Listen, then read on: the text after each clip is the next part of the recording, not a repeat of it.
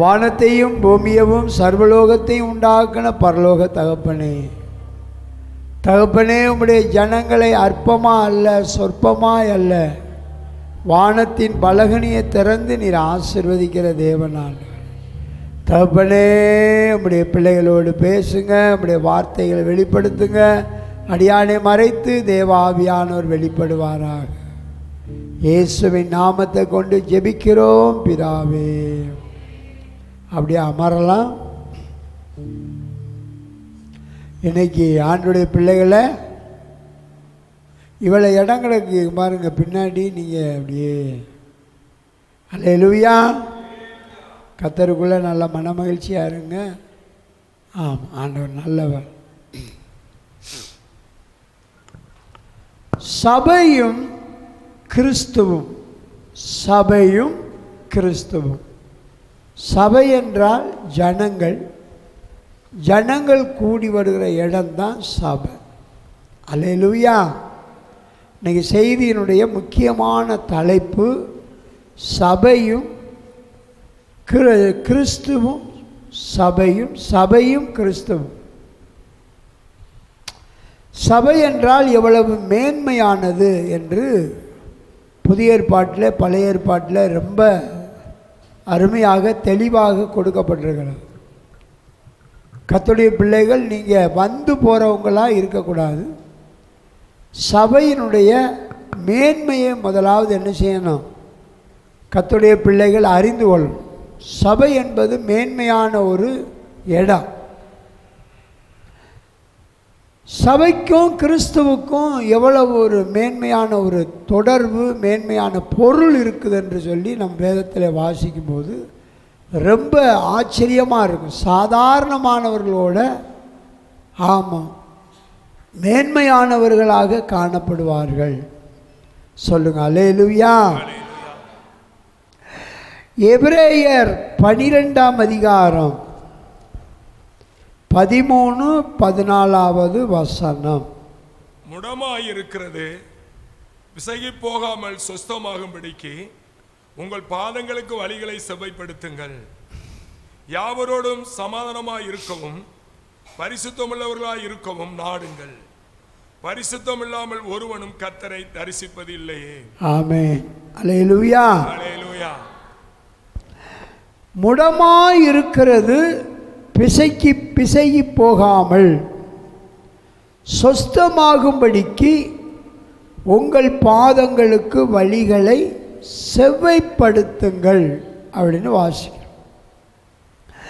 14வது வசனத்தில் யாவரோடும் சமாதானமாயிருக்கவும் பரிசுத்தமுள்ளவர்களாக இருக்கவும் நாடுங்கள்.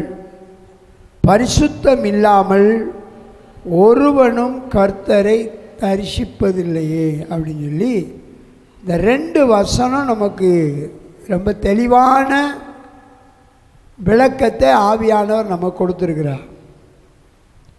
முடமாயிருக்கிறது பிசகி போகாமல் அப்படின்னு சொன்னால் பின்மாற்றத்தில் இருக்கிற அந்த எண்ணமுடையவர்கள் பின்மாறி போகாமல் கர்த்தருக்குள்ளே முன்னேறி என்ன செய்யணும்? வர வேண்டும். அல்லேலூயா. நம்முடைய அவிசுவாசம் சொஸ்தமாகும்படிக்கு நம்முடைய பாதங்களுக்கு வழிகளை என்ன செய்யணுமா? செவ்வைப்படுத்த வேண்டும்.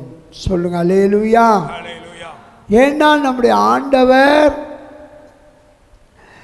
யாவரோடு எப்படி இருக்க சொல்றாரு?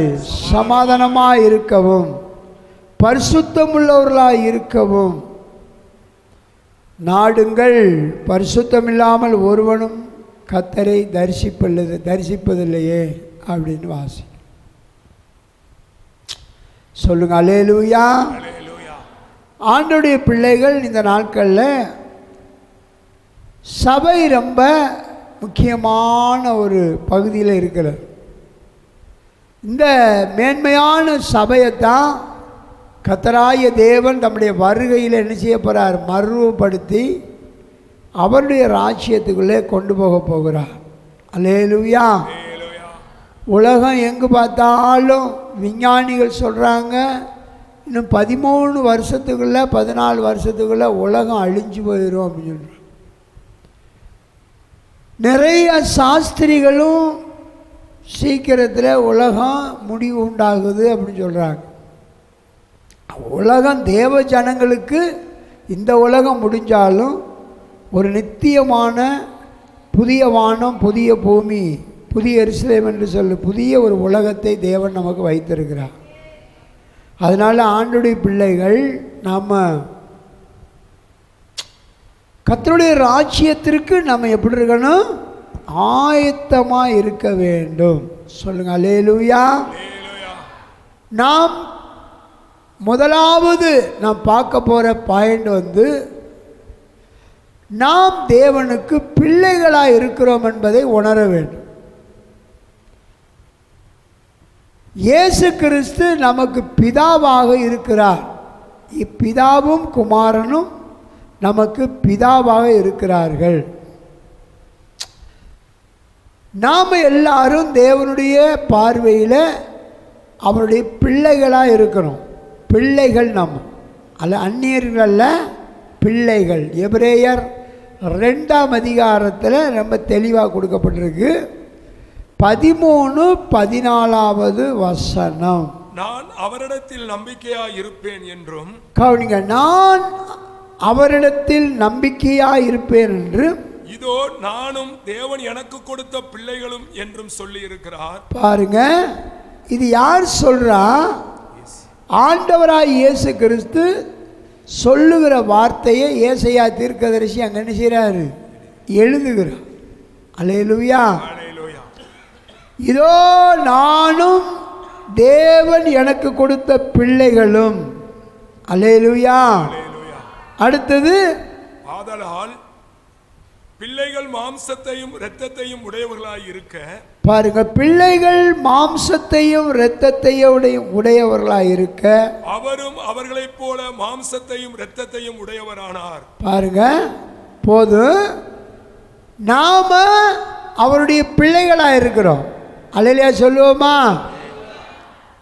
அதனால இயேசு கிறிஸ்து நமக்கு தகப்பனா மாறுறார். நானும் நீர் எனக்கு தந்த பிள்ளைகளும் அப்படின்னு வாசிக்கிறோம். அல்லேலூயா. அப்போ பிள்ளைகள் மாம்சத்தையும் இரத்தத்தையும் உடையவர்களாக இருக்கிறது போல இயேசுவும் நமக்காக மாம்சமும் இரத்தமும் உடையவராக இந்த உலகத்துக்கு வந்தார். அல்லேலூயா.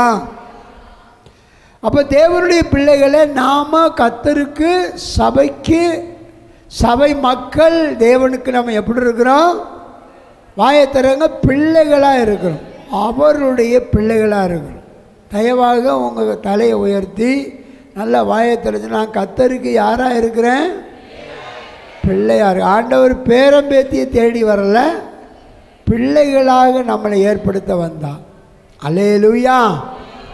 2 கொரிந்தியர் 6ஆம் அதிகாரம் 18-19 இன்னும் ரொம்ப தெளிவாக எழுதப்பட்டிருக்கிறது. வாசிக்கலாம்.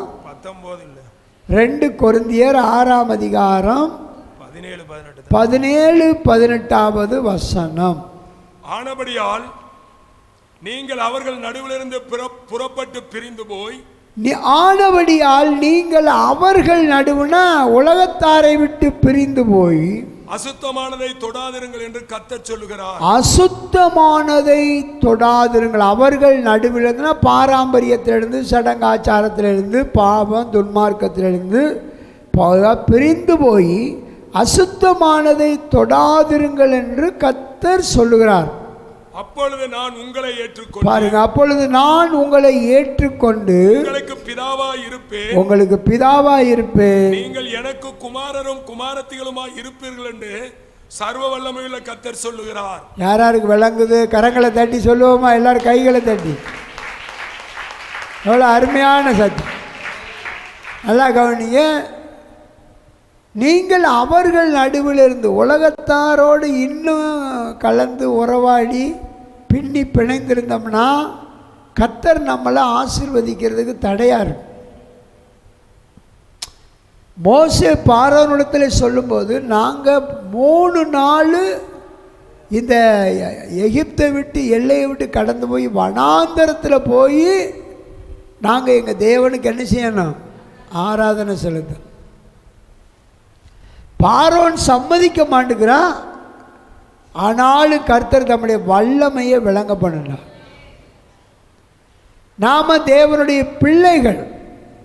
பழைய ஏற்பாட்டில் எழுதப்பட்டிருக்கு, இஸ்ரவேல் என்னுடைய குமாரன் அப்படின்னு எழுதப்பட்டிருக்கு. இஸ்ரவேல் என்னுடைய குமாரன். தேவ ஜனங்கள் பழைய ஏற்பாட்டில் உள்ள உரிமையை பார்க்கலாம், புதிய ஏற்பாட்டில் இருக்கிற சுதந்திரமும் உரிமையும் ரொம்ப மேன்மையானது. நீங்கள் பிள்ளையாக நடக்கணும்னு சொல்லி கர்த்தர் விரும்புகிறார். அவர் தகப்பனாகவும் பிதாவாகவும் தகப்பனாகவும் நாம் அவருக்கு பிள்ளைகளாக இருக்கும்படி கர்த்தர் நம்மளை தெரிந்து கொண்டார். சொல்லுங்கள் அல்லேலூயா. அப்போ நானும் ஆண்டுடைய பிள்ளைகள். ஏதோ அந்த உலகத்தாரை போல வந்தோம் போனோம் என்று ஏனோ தானோ என்று என்ன செய்யக்கூடாது, இருக்கக்கூடாது. நல்ல நல்ல செல்லமான பிள்ளைகள் தகப்பனுடைய மடியில் என்ன செய்யும், அது தானாக வந்து உட்கார்ந்து விளையாட ஆரம்பிக்கும். தகப்பனும் அந்த பிள்ளை எப்போ நம்ம மடியில் வந்து உட்காரும் அதை தூக்கி கொஞ்சலாம் விளையாடலாம் சொல்லிட்டு எதிர்பார்க்கிறது போல தான் நம்முடைய ஆண்டவர். நாம் கர்த்தருக்கு பிள்ளைகளாக இருக்கிறோம். அது செல்ல பிள்ளைகளாக மாறும். தகப்பனுடைய வார்த்தையை கேட்டு அதன்படி வாழுகிற செல்ல பிள்ளைகளாக மாறும். ஆராதனைக்கெல்லாம் நீங்கள் வர்றதை ஒரு சிலவரை பார்த்தா வாலிபர்கள் அதை ஓயாமல் அந்த உலகத்தார்னு சொல்ல மாதிரி பழமொழி சொல்லுவாங்களே, செவிடக்காதில் சங்கு ஊதுனா எவ்வளோ தான் ஊதுனாலும் அவனுக்கு என்ன செய்யாதான், கேட்காதான். அந்த மாதிரி சில வாலிப தம்பிமார்கள் சில சகோதரிகள்லாம் ஆராதனை தொடங்கி செய்திலாம் தொடங்குற நேரத்தில் வர்றாங்க. நீங்கள் வராமல் இருக்கிறதே நல்லது. நல்ல முழு ஆராதனை 2 ஆராதனை இருக்குது. பகல் ஆராதனை கலந்து கொள்ளனா அல்லேலூயா. பகல் ஆராதனையில் நல்லா குளிச்சு முளைகி ட்ரெஸ் பண்ணிவிட்டு நல்லா முழு ஆராதனையை பங்கெடுக்கணும். ஆமாம், ஆராதனை தான் நம்ம கர்த்தரை கனப்படுத்துகிற ஒரு இடம். கர்த்தருடைய ஆராதனை தான் ரொம்ப முக்கியமான பகுதி. நாம் சபை வந்து தேவனுடைய, அதாவது கர்த்தருடைய சபையும் கிறிஸ்துவும், அதைத்தான் நம்ம பார்க்க போகிறோம். அப்போ ஆண்டோடைய பிள்ளைகள் சபை ஒழுங்குமுறைகளை கடைப்பிடிக்கணும். இங்கே இருக்கிறவங்க பெரியவங்களுக்கு எவ்வளவோ வேலை இருக்குது, உலகத்துக்குரிய காரியங்கள். ஏன் எல்லாத்தையும் ஒதுக்கி வச்சுட்டு வர்றாங்க? கர்த்தருக்கு முதலாவது நம்ம என்ன செய்யணும், முக்கியத்துவம் கொடுக்கணும். அதான் முக்கியம். அல்லேலூயா. ரெண்டாவதாக நாம் சீசர்கள், கர்த்தர் போதகர். நம்ம யாரு? நம்ம சீசர்கள், கர்த்தர் போதகர். ரொம்ப முக்கியமான பகுதி. நாம் எல்லாரும் யாரு? சீசர்கள், கர்த்தர் போதகர். சீசர்கள் என்றால் போதகருடைய அந்த போதனையை கேட்டு அவர் சொல்கிறதை செய்கிறவங்க தான் சீசர்கள், பள்ளி பிள்ளைகள். மத்தேயு சுவிசேஷம் 10ஆம் அதிகாரம் 24-25 வசனம். சீசன் தன் போதகனிலும், பாருங்க, சீசன் தன் போதகனிலும் வேலைக்காரன் தன் எஜமானிலும் மேற்பட்டவன் அல்ல. பாருங்க, சீசன் தன் போதகனிலும் வேலைக்காரர் தன் எஜமானிலும் மேற்பட்டவர்கள் அல்ல. சீசன் தன் போதகனைப்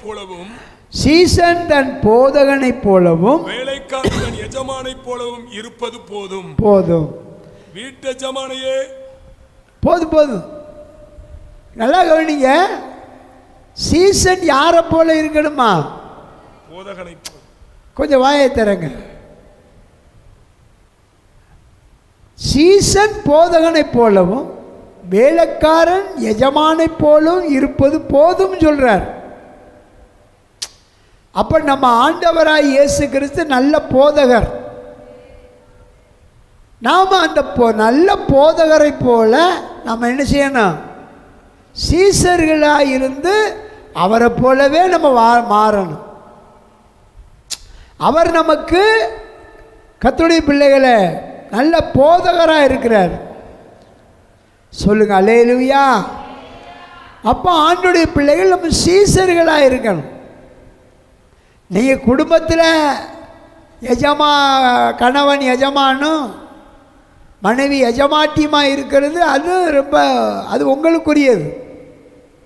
பிள்ளைகள் தகப்பன் தாய்க்கு கீழ்ப்படுகிறதும் கீழ்ப்படியாமல் போனதும் அது உங்களுக்குரியது. ஆனால் சபை என்பது தேவனுடைய முக்கியமான ஒரு பகுதி. அவர் ஆண்டவராக இயேசு கிறிஸ்து நமக்கு நல்ல போதகராக இருக்கிறார். நல்ல போதகரே அப்படின்னு வேதத்தில் எழுதப்படுது. எல்லா போதனையிலையும் இயேசு கிறிஸ்துடைய போதனை வெளியேறப்பட்டு காந்தியடிகள் மத்தேயு சுவிசேஷம் 5, 6, 7 இந்த போதனையில் தான் அவர் சுதந்திரமே வாங்கியிருக்கிறார். வெள்ளைக்காரவங்கள்ட்ட இருந்து இந்த மலை பிரசங்கத்தை கேட்டு தான் அவங்க காந்தியடிகளார் சுதந்திரமே வாங்கியிருக்கிறார். அல்லையா சொல்லுவோமா? அதுபோல் நம்ம இயேசு கிறிஸ்துடைய போதனை பொன்மொழிகள். என்ன மொழிகளா? பொன்மொழிகள். பொன்மொழினா தங்க மொழிகள். அப்போ இந்த உபதேசத்தை கேட்பதற்கு நாம் எப்படி இருக்கணும்? ஆர்வமாக இருக்கணும். முக்கியத்துவமாக பைபிளை நல்லா வாசிக்கணும், கேட்கணும், போதகனைக்கு எடுக்கணும். பாருங்கள், சீசர்கள் யாரை போல இருக்கணும்? போதகரை போல இருக்கணும். போதகனை போல நல்ல போதகராய் இயேசுவை போல நம்ம இருக்கணும். சொல்லுங்க அல்லேலூயா. சரி, மூன்றாவதாக தேவ ஜனங்களாகிய நம்ம அவருடைய ஊழியக்காரர்கள். வேதம் என்ன சொல்லுகிறது? அவருடைய ஊழியக்காரர்கள். சொல்லுங்க அல்லேலூயா. ஊழியக்காரர்கள். சில பேர் நாங்கள் ஏன் சில காரியங்கள் நிறைய கலந்து பேசுகிறதில்லைன்னா, நான் சொல்கிற அந்த ஆலோசனையை கேட்க மாட்டாங்க. போயா எனக்கு தெரியுமையா அப்படின்னு சொல்லி போய்கிட்டே இருப்பாங்க. அதனால தான் நாங்கள் சரி நல்ல பிள்ளையே தான், அந்த உபதேச ஒழுங்குக்குள்ளே பிள்ளைய இன்னும் வரலை அப்படின்னு சொல்லி சில காரியங்களை நாங்களாக ஜெபம் பண்ணி முடிவெடுத்து சரி இந்த நற்செய்தி பெருவிழா நடத்துவோம், சபைக்கு ஆசீர்வாதமாக இருக்கும், வருஷத்துக்குள்ள ஒவ்வொரு வருஷமும் நம்ம கடைசியில் செய்கிறது அப்படின்னு சொல்லி சபைக்கு அறிவிச்சிட்டு அந்த காரியங்களை செயல்படுத்துகிறோம். தனிப்பட்ட முறையில் வாங்க இதை செய்வோம்னு சொன்னால் வரமாட்டாங்க. அல்லேலூயா. அந்த காரியங்கள் நம்மள்கிட்ட குறைவாக இருந்தாலும் வரும் நாட்களில் நம்ம என்ன செய்யணும்? நம்ம எல்லாரும் பிள்ளைகள், அடுத்தது 2வது சீசர்கள், 3வது அவருடைய ஊழியக்காரர்கள். கர்த்தருடைய ஊழியக்காரர் சபையில் பிள்ளைகளாக மட்டுமல்ல, போதனை கேட்குற சீசர்களாக மட்டுமல்ல, அதை நம்ம கர்த்தருக்கென்று அவருடைய சபையில் ஊழியம் பண்ணும். ஊழியம் என்பது நம்ம நிறையா பகுதி இருக்குது. ஆண்டுடைய பிள்ளைகள் ஒரு நற்செய்தி கூட நடக்கும்போது நோட்டீஸ் வாங்கி கொண்டு என்ன செய்யலாம்? அட்வான்ஸாக கேட்டு எனக்கு 10 நோட்டீஸு தாங்க, நான் தெரிஞ்சவங்களுக்கு கொடுக்குறேன், நண்பர்களுக்கு கொடுக்குறேன்னு வாங்கிட்டு போகிறது. சபையில் ஜெப வீட்டில் என்ன குறை இருக்குன்னு பார்த்து அழுக்கு இருந்துச்சுன்னா அதை தொடச்சி விட்டு அதை சரி பண்ணி, ஆமாம், இந்த ஊழியங்கள், ட்ராக்ஸ் ஊழியங்கள், ஜெப ஊழியங்கள் தினசரி சபையில் என்ன செய்யலாம்? ஜெபிக்கலாம். சகோதரிகள் பகுதியில் 3 பகுதியாக ஒரு வாரத்தில் ஜெபம் பண்ணுறாங்க. 3 பகுதியாக, செவ்வாய்க்கிழமை, வியாழக்கிழமை, இப்படி 3 பகுதியாக ஜெபம் பண்ணுறாங்க. சகோதரமார்கள் வெள்ளிக்கிழமையில் என்ன செய்கிறாங்க? கூடி சாயந்தரம் ஜெபம் பண்ணுறாங்க. அதை ஆர்வமாக எடுத்துக்கிறணும். போயா எனக்கு எல்லாம் தெரியும்னு போனீங்கன்னா நான் ஆண்டவர் போயான்னு விட்டுருவார். நம்ம ஆண்டுடைய பிள்ளைகள் ஒரு ஒழுங்கு முறைக்குள்ளே என்ன செய்யணும்? சபையினுடைய அந்த ஒழுங்குக்குள்ளே வரணும். அல்லேலூயா. வாலிப தம்பிமார்கள் சபையில் கல்யாணம் முடிக்கிறதுக்கு மட்டும் உங்களை அழைக்கலை, போதனையில் கீழ்ப்படிஞ்சு நடக்கிறதுக்காக உங்களை அழைச்சிருக்கிறார். அல்லேலூயா. ஆமாம், நாங்கள் சாட்சி சொல்லணும். வாலிப பிள்ளைகளை குறித்து, வாலிப தம்பிகளை குறித்து திருமணம் நடக்கும்போது சாட்சி சொல்லணும். இந்த விசுவாசி, இந்த பையன் அப்படி அருமையாக இருப்பான். ஆமாம், அப்போது ஆறாவது நேரத்தில் முன்னாடி வந்துடுவான், வெளியே உட்காந்துக்கிட்டு அசட்டை பண்ண மாட்டான். அந்த பிள்ளை ரொம்ப அருமையான பிள்ளை, நல்லா ஜெபிக்கிற பிள்ளை, வேத வாசிக்கிற பிள்ளை. நீங்கள் உங்கள் நடவடிக்கையை, சரியில்லாத நடவடிக்கையை நாங்கள் சாட்சி சொல்லி பொய் சொல்ல முடியுமா? பொய் சொல்லி கடைசியில் ஆண்டவர்கிட்ட தான் அடி வாங்கணும். என்னடா ஒழுங்காக நடந்தா, இவன் என்னடா ஒழுங்காக நடந்தான்னு சொல்லிட்டு கத்தட்ட நாங்கள் தான் பெறம்படி என்ன செய்யணும், வாங்கணும். அதனால் நல்ல ஊழியக்காரர்கள் அது எப்படி நடக்கணும்னு சொல்லிட்டு, நாம் ஊழியக்காரர்கள் கர்த்தர் எஜமான். சொல்லுங்கள், நாம் எல்லோரும் சபையார் யார்? ஊழியக்காரங்க. கர்த்தர் யார்? எஜமான். மறந்துடக்கூடாது. அல்லேலூயா. ஆண்டுடைய பிள்ளைகள், எங்களுக்காக அல்ல இந்த சபை, உங்களுக்காக, ஜனங்களுக்காக தான் ஜெப வீடு. அல்லேலூயா. சரி, லூக்கா சுவிசேஷம் ஊழியக்காரங்களுக்கு ஆண்டவர் என்ன செய்வார் பாருங்க. உண்மையான ஊழியக்காரர்களுக்கு 12ஆம் அதிகாரம் வசனம் 35 43 முடிவுள்ள வசனங்களை, ரொம்ப நேரம் ஆகும். ஆமாம், அதனால் பின்னாடி ரொம்ப 7 மணிக்கு வந்தவங்களுக்கு உங்களுக்கு 9 மணிக்கு தான் ஆராதனை முடியும், மறந்துடாதீங்க. ஒருவேளை அப்படி நடந்தால் நடக்கலாம். முன்னாடி நடந்தவங்களுக்கு கொஞ்சம் முன்னாடி ஆராதனை முடிஞ்சிடும். போகும்போது நீங்கள் 8 மணிக்கு முன்னாடிலாம் போயிடுவீங்க. அல்லேலூயா. 12ஆம் அதிகாரத்தில் வசனம் 35 43 முடிவுள்ள வசனத்தை எழுதி வச்சுக்கோங்க, படிங்க. உங்கள் அறைகள் கட்டப்பட்டதாகவும், அறைன்னு சொன்னால் இங்கே பாருங்க, உங்கள் அறைகள் கட்டப்பட்டனா இருதயம், மனதின் அறை.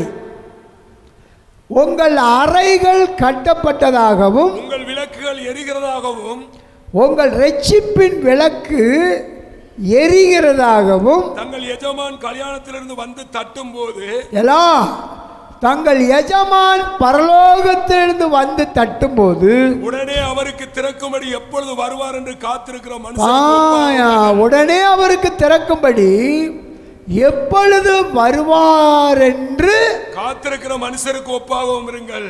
ஆமென். எஜமான் வரும்போது, இங்க பாருங்க, நம்ம ஆண்டவர் தான் எஜமான், நம்ம மறந்துடக்கூடாது. எஜமான் வரும்போது விழித்திருக்கிறவர்களாக காணப்படுகிற ஊழியக்காரரே பாக்கியவான்கள். பாருங்க, விழித்திருக்கிறவர்களாக காணப்படுகிற ஊழியக்காரனே பாக்கியவான்கள்.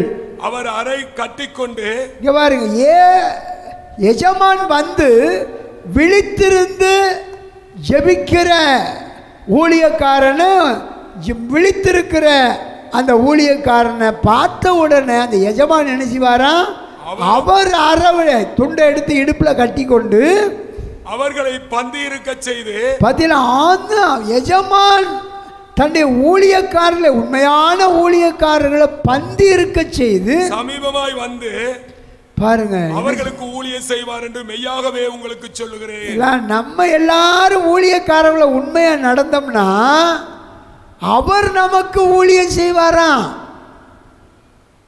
இயேசு கிறிஸ்து ஊழியம் செஞ்சாரா இல்லையா? சீசர்களுடைய காலை கழுவினார், அவரே கழுவினார்.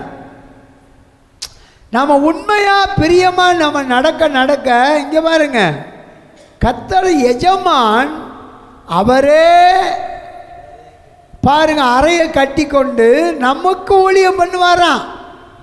சொல்லுங்க அல்லேலூயா, சொல்லுங்க அல்லேலூயா. சரி, 40வது வசனத்திலிருந்து படிங்க. அந்தபடியே நீங்கள் நினையாத நேரத்தில் மனுஷகுமாரன் வருவார். கவனிங்க, எப்படி எழுதப்பட்டிருக்கு? அந்தபடியே நீங்கள் நினையாத நேரத்தில் மனுஷகுமாரன் வருவார், ஆகையால் நீங்களும் ஆயத்தமாயிருங்கள் என்றார். இதெல்லாம் மனுஷகுமாரன் தான் எஜமான், இயேசு கிறிஸ்து தான் நமக்கு எஜமான், நாம தான் ஊழியக்காரவங்க. மனுஷகுமாரனாய் இயேசு நினையாத நேரத்தில் வருவாராம். நாம் நம்ம எல்லாரும் எப்படி இருக்கணும்? ஆயத்தமாயிருக்கணும். 42 அதற்கு கர்த்தர் பணிவிடைக்காரருக்கு தகுதியான காலத்திலே படி கொடுக்கும்படி எஜமான் அவர்கள் மேல் அதிகாரியாக வைக்கத்தக்க உண்மையும் விவேகமும் உள்ள விசாரணைக்காரன் யாவன்? ஆமென். எஜமான் வரும்போது அப்படியே செய்கிறவனாக காணப்படுகிற ஊழியக்காரன் பாக்கியவான். கரங்களை தட்டுவோமா எல்லாரும்? எஜமான் வரும்போது நல்ல உண்மையான ஊழியக்காரர்களா என்ன செய்யணும்? இங்க பாருங்க, நமக்காக நம்ம என்ன செய்யறோம்? தேவைகளுக்கு எஜமான்ட்ட கேட்கிறோம். அவருக்காக நீங்களும் நானும் என்ன செஞ்சோம்? அதைத்தான் ஆண்டவர் கேட்பார். இப்போ ஆண்டவரத்தில் வந்து நம்ம எஜமான்ட்ட வந்து கேட்குறோம், ஆண்டவர் எஜமானே எனக்கு அது இல்லை இது இல்லை அதைத்தாங்க இதைத்தாங்கன்னு கேட்குறேன்னு வச்சுங்களேன். அப்போ எஜமான் கேட்பார், எனக்கு நீ என்னப்பா செஞ்ச? உனக்கு சம்பளம் நான் கொடுக்குறேன், உனக்கு வெகுமதி கொடுக்குறேன், உன்னை உட்கார வச்சு நான் பணிவிடை செய்கிறதுக்கு ஆயத்தம். நீ எனக்கு என்ன செஞ்ச? என் திராட்சை தோட்டத்தில் வேலை பார்த்தாயா? அல்லேலூயா. நீ எனக்கு என்ன செய்யணும்னு கேட்பார். அப்போ நம்ம ஆண்டவருக்கு ஊழியம் செய்யணுமா செய்யக்கூடாதா? சொல்லுங்க. பெண்கள் பதில் ஒரே ஒரு சத்தவரை செய்யணும் அப்படின்னு ஒரு சவுண்டு வருது. அல்லேலூயா. கர்த்தருக்கு ஊழியம் பண்ணணும். அவர் எஜமான், நாம் எல்லாரும் ஊழியக்காரன். நீங்கள் எஜமானா நினைக்காதியே, உங்களை எஜமான ஆக்குற எஜமான அவர் தான். கைதட்டி ஆமேன்னு சொல்லுங்க. புரியுதா? நாம் ஆண்டவருக்கு பணிவிடை செய்யணும். நீங்கள் நினைக்கிறீங்க நாங்கள் வர்றோம் இல்லையா, ஆராதனை செலுத்து காணிக்க கொடுக்குறோம்ல, நீங்கள் பார்த்துக்கன்னு சொல்லக்கூடாது. காணிக்க வாங்கிறது அது வந்து ஊழியத்தினுடைய தேவைகள் செலவுக்கு கேட்குறோம். அதில் நாங்கள் ஒரு பகுதி எடுத்து எங்கள் குடும்ப செலவுக்கு என்ன செய்கிறோம்? பயன்படுத்துகிறோம். சில தேடி வர்ற மக்களுக்கு என்ன செய்கிறோம்? இருந்துச்சுன்னா அவங்களுக்கு இல்லைன்னு சொல்லாமல் கொடுக்குறோம். அது பொதுவாக உங்கள் சார்பில் செய்கிறது. அப்போ எல்லாருமே கர்த்தருடைய ராஜ்யத்துக்கு என்ன செய்யணும்? உழைக்கணும். ஒரு ஊர்லெலாம் ஒரு டாக்டரும் டாக்டர் அம்மாலும் கணவன் மனைவியும் குறிப்பிட்ட நேரம் ஆஸ்பத்திரி நடத்திட்டு அது முடிஞ்ச உடனே சோல்னா பைய தோளில் ஓடுக்கிட்டு வீடு வீடாக ட்ராக்ஸ் கொடுப்பாங்க. நீங்கள்லாம் அப்படி ஆயிருந்தீங்கன்னா இந்த ஜெப வீடு காணுமா? 150 அடி நீளம் 50 அடி அகலத்தில் ஜெப வீடு கட்டணும். நம்ம பேரணம்பேட்டுன்னு சொல்கிற வேலூர் மாவட்டத்தில் வாணியம்பாடிக்கு அடுத்து நான் முதல்ல போகும்போது அந்த சபை ஜெப வீடு வந்து நம்ம ஜெப வீடு அளவு இருந்துச்சு. இப்போ அந்த ஜனங்க அவ்வளவு ஆர்வமாக இருப்பாங்க. ஒரு நாளைக்கு 3 ஆராதனை நடக்கும். இது யாருன்னா ஊழியக்காரர் வந்து வாணியம்பாடியிலேருந்து இடையில கார், அதுக்கு வாணியம்பாடிக்கும் அந்த பேரணம்பேட்டுன்னு சொல்கிற இடத்துக்கும் 40 கிலோமீட்டர் இடைவெளி. இவர் வாரத்துக்கு 1 நேரம் 2 நேரம் தான் அங்கே போவார். அவள் பிரமாண்டமான பிரசங்கத்தை பண்ணினது மாதிரி எனக்கு தெரியலை. ஜனங்களை அன்பாக நடத்துகிறார் பாருங்க. ஜனங்கள் எல்லாரும் ஊழியம் பண்ணுறாங்க. ஆராதனை முடிஞ்ச உடனே அப்படியே அந்த மூப்பர்கள்லாம் ரவுண்டாக நிற்பாங்க, கூடி நின்று அந்த நடந்த ஆராதனைக்காக சபைக்காக ஊழியத்திற்காக ஒரு நல்ல ஒரு ஜெபம் பண்ணுவாங்க. சபைக்காக ஊழியத்திற்காக நல்ல ஒரு ஜெபம் பண்ணுவாங்க. அது ரொம்ப நேரம், 1/4 மணி நேரத்துக்கு மேலே அப்படியே நின்று கையை வசத்தி நல்லா ஜெபம் பண்ணுறேன். ஆண்டுடைய பிள்ளைகளை நான் அவங்கள்ட்ட பார்த்த காரியம், சபையில் இருக்கிற மூப்பர்கள் தான் ஊழியமே பண்ணுறாங்க. மூத்த சகோதரியை தான் ஊழியம் பண்ணுறாங்க. இன்றைக்கி அந்த ஜெப வீடு 120 அடி நீளம் 70 அடி அகலத்தில் கட்டப்பட்டுக்கிட்டு இருக்கு. அல்லேலூயா. அப்போ நான் பார்க்குறேன், அந்த ஐயா பிரமாண்டமாக பிரசங்கம் பண்ணுறாரா நடத்துகிறாருன்னு பார்த்தா அவ்வளோ அப்படி ஒன்றும் தெரியலை. ஜனங்களை ஆண்டவர்கள் நடத்துகிறாங்க. அந்த சபை மக்கள் ஊழியம் பண்ணுறாங்க, சபை மூப்பர்கள் ஊழியம் பண்ணுறாங்க. அல்லேலூயா. மூத்த சகோதரமார்கள் ஊழியம் பண்ணுறாங்க. அவங்களுடைய நடவடிக்கை, அவங்களுடைய செயல்பாடெல்லாம் பார்க்கும்போது நம்ம ஆச்சரியப்பட முடியாது. அதுபோல் மூத்த சகோதரிகளும் நல்லா என்ன செய்கிறாங்கன்னா செயல்படுறாங்க.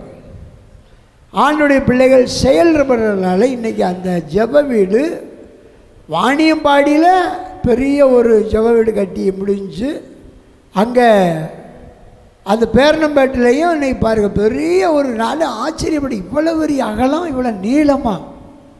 அப்போ அந்த ஐயாட்ட கேட்டேன், என்னையா ஆண்டவர் இவ்வளோ ஜனங்களை எங்களுக்கு தருவாரியா, இன்னும் தருவாருன்னு சொல்லிட்டு ஆச்சரியம். அதேன்னு விசுவாசம் அறிக்கையிடுறாங்க. அல்லேலூயா. சபை என்பது பாருங்கள், நீங்கள் ஆண்டுடைய பிள்ளைகள் வந்து போகிற இடம் இல்லை. இது தேவனுடைய ராஜ்யம். அதைத்தான் குறித்து பார்க்க போகிறோம். தேவனுடைய ராஜ்யம். அவன் சரியில்லை, இவன் சரியில்லை, அவன் இவன் அப்படிலாம் பேசிக்கிட்டு அதெல்லாம் நான் கடத்தினாக்கி கடைசியில் நம்ம எல்லாரும் கைவிடப்பட்டுருவோம். நல்ல அஸ்திவாரத்தை இயேசுவின் மேலே என்ன செய்யணும், நம்ம போடணும். அல்லேலூயா. சனிக்கிழமை ஆயத்த நாள் ஜெபத்துக்கெல்லாம் ஒரு குறிப்பிட்ட தேவ பிள்ளைகள் தான் வர்றாங்க. அதனால் ஆண்டவர் அவங்களை ஆசீர்வதிக்கிறார். சபைக்கு வந்து ஒரு சில ஒரு 5-6 குடும்பம் தான் தசம பாகம் காணிக்க கொடுக்குறாங்க. தசம பாகம் 10ல் ஒரு பகுதியை வழக்கமாக பிள்ளைகள் விடாமல் செய்கிறாங்க. அதனால அந்த குடும்பங்களை நான் பார்க்குறேன், மேன்மை அடைகிறாங்க. அவங்க கர்த்தருக்கென்று செலுத்துறதுனால மேன்மை அடைகிறாங்க. சில குடும்பங்களை பார்க்குற அந்த காணிக்கப்பட்டியை திறந்த 10 ரூபா 20 ரூபா அது பிஞ்சு நஞ்ச நோட்டுகளை பார்க்குறேன். சில பிள்ளைகளை 50 ரூபா, அது ஞாயிற்றுக்கிழமை மட்டும் 50 ரூபா 100 ரூபா, அந்த 100 ரூபாயவும் கசக்கி பிசுக்கி போடுறதையும் பார்க்குறேன். அப்போ நம்ம வாழ்க்கை கசங்கி பிசுக்கி இருக்குமா இல்லை செழித்து இருக்குமா? அதாவது இயேசு கிறிஸ்து நம்மோடு இரத்தத்தினால உடன்படிக்கை பண்ணியிருக்கிறார். நம்ம அவரோடு என்ன உடன்படிக்கை பண்ணியிருக்கிறோம்? பக்கத்தில் கேளுங்க, என்ன உடன்படிக்கை பண்ணியிருக்கிறோம்? கேட்க மாட்டியல? கர்த்தரோடு நம்ம என்ன உடன்படிக்கை பண்ணியிருக்கிறோம்? அவர் நம்ம சொந்த விலையேறப்பட்ட இரத்தத்தினால நம்மளோட உடன்படிக்கை பண்ணியிருக்கிறோம். புதிய உடன்படி நம்ம என்ன உடன்படிக்கை பண்ணியிருக்கிறோம்? அல்ல ஜெபம் பண்ணுறிய ரைட்டு. அல்லேலூயா. அது நம்மளுடைய ஆவி ஆத்மா பலனுக்கு, உங்கள் ஆசீர்வாதத்துக்கு, உங்கள் எதிர்காலத்துக்கு, வருங்கால எதிர்காலத்துக்கு நாம் தேவனோடு என்ன செய்யணும்? உடன்படிக்கை பண்ணணும். அதுதான் தசம பாக உடன்படிக்கை. புதிய ஏற்பாடில் 2 இடத்துல சொல்லப்பட்டிருக்கு. 2 இடத்துல சொல்லப்பட்டிருக்கு. எபிரேயர் 7ஆம் அதிகாரம் படிச்சேன்னா கிளியர், ரொம்ப தெளிவாக சொல்லப்பட்டிருக்கு. அல்லேலூயா. புதிய ஏற்பாட்டில் மத்தேயிலையும் லூக்காவிலையும் ரொம்ப தெளிவாக சொல்கிறார். நீதியும் நேர்மையும் செய்யணும், தசம பாகத்தை விடாமல் செய்யணும்னு சொல்கிறார். அல்லேலூயா. தசம பாகம் என்பது நமக்கும் தேவனுக்கும் இருக்கிற உடன்படிக்கை. இந்த உடன்படிக்கை அந்த தசம பாகம் சொல்கிறது அது முதல் பகுதி. அதுக்கு பிறகு ஆண்டவர் ஆசீர்வாதிக்கத்தக்கனா கர்த்தருடைய பிள்ளைகளை நம்ம நிறையா செய்யலாம். இந்த கோல்கட்டு ப்ரெஸ்ஸு பேஸ்ட்ரி ப்ரெஸ் இருக்கு பாருங்க, அவர் வந்து சாதாரணமாக தெருவில் பாக்கெட்டு பொடி போட்டு விற்றவர். அந்த காலத்தில் ஒரு போதகர் பிரசங்கம் பண்ணும்போது அதை கேட்டு அவர் ரட்சிக்கப்பட்டு அன்னைக்கு ஆரம்பத்தில் 10ல் ஒரு பகுதி கொடுத்த அந்த விசுவாசியாக இருந்தவர் இன்னைக்கு 100க்கு 90 பகுதி கர்த்தருக்கு. அதில் அவர் அந்த கோல்கட்டு கம்பெனிக்காரங்க கொடுக்குற பகுதி தான் அந்த கிதியோன் பைபிள் இருக்குது பாருங்க, அதில் அவங்க கொடுக்குற அந்த அதாவது 100ல் 90 பகுதி அந்த பைபிள் இது கொடுக்குறாங்க, ஊழியர்களுக்கு கொடுக்குறாங்க. இன்றைக்கி உலக லெவலில் அதனுடைய பேஸ்ட்டு ப்ரெஸ் எல்லாம் என்ன செய்யுது? விற்பனையாகுது. அல்லையா சொல்லுவோமா? தேவனோடு உடன்படிக்கை பண்ணுங்க தம்பி. சம்பளத்தை வாங்கி நீங்களே என்ன செய்யக்கூடாது? மேலே சாப்பிட்றதும் கீழே தள்ளுறதும் இப்படிமா இருக்கக்கூடாது.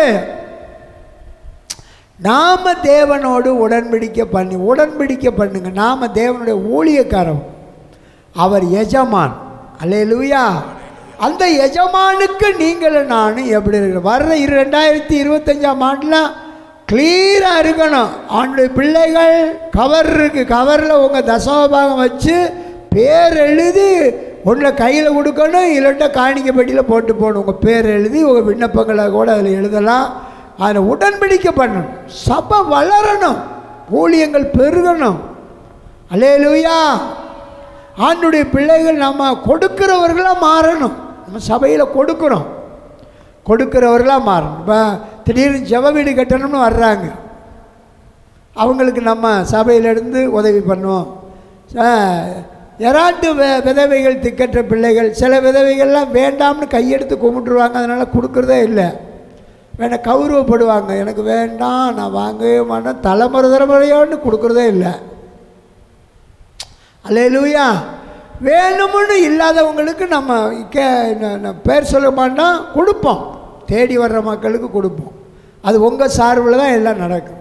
அல்லேலூயா சொல்லுங்கள்.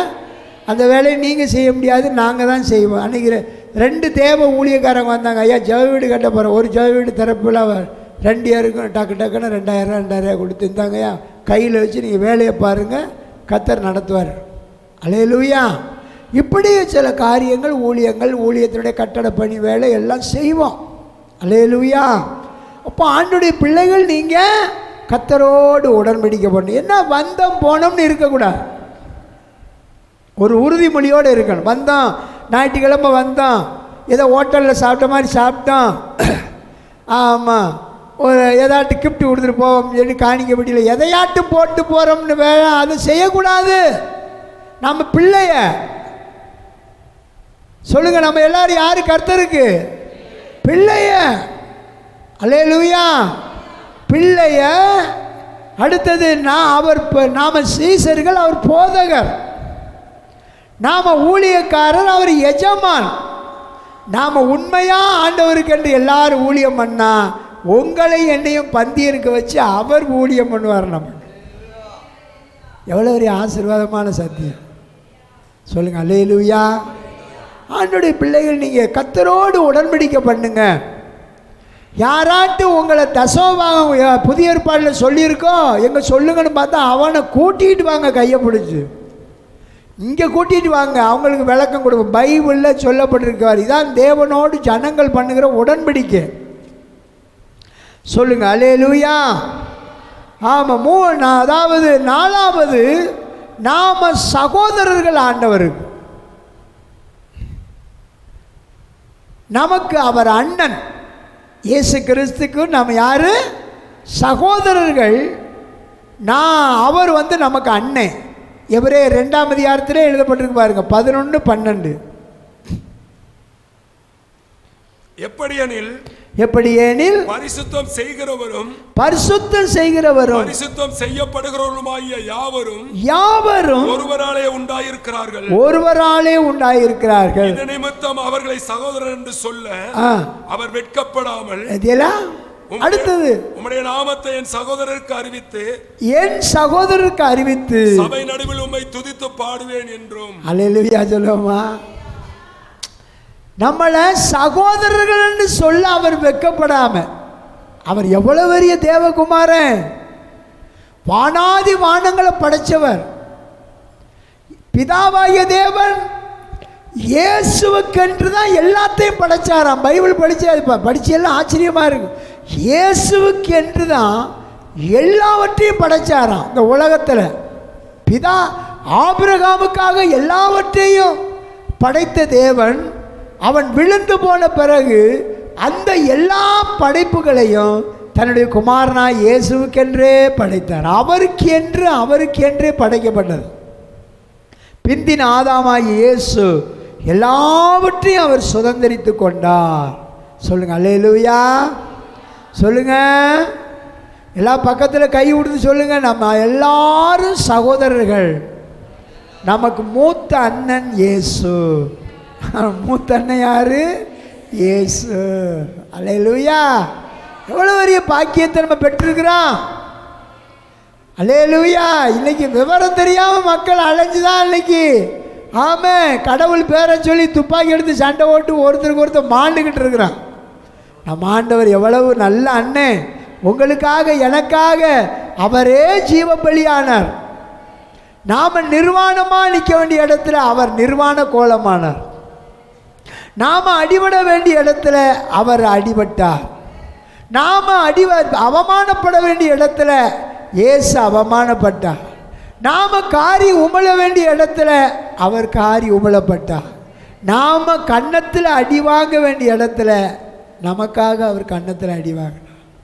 அல்லேலூயா. தாய் தகப்பனை தூஷித்து நிந்திச்சிருந்த அல்லேலூயா நமக்காக அவர் அந்த கேடு அடைந்து மரத்தில் தூக்கப்பட்டார், சாபமானார். அந்த தாய் தகப்பனுடைய சாபத்தை எல்லாம் அவர் ஏற்றுக்கொண்டு நம்மளுக்கு ஆசீர்வாதத்தை தந்தார். சொல்லுங்க அல்லேலூயா. இப்போ இந்த ஞாயிற்றுக்கிழமை நாம் எல்லாரும் யாரு? சகோதரர்கள். நமக்கு மூத்த அண்ணன் யாரு? நம்முடைய ஆண்டவராய் இயேசு. அவரே தகப்பன், அவரே போதகர், அவரே நமக்கு சகோதரர், மூத்த சகோதரர். சொல்லுங்க அல்லேலூயா. எப்போது இந்த வசனங்களை எழுதி வச்சு நீங்கள் ஜெபம் பண்ணும்போது சொல்லுங்க, ஆண்டவரே நான் உங்கள் பிள்ளைப்பா, நான் உங்கள் சீசன் சிசி, உங்கள் ஊழியக்காரன் ஊழியக்காரி, நான் உங்கள் சகோதரன் ஆண்டவரே, உங்கள் தம்பிப்பா. அல்லேலூயா. ஐந்தாவது, நாம் எல்லாரும் அவருடைய பிரஜைகள், அவருடைய ஜனங்கள்.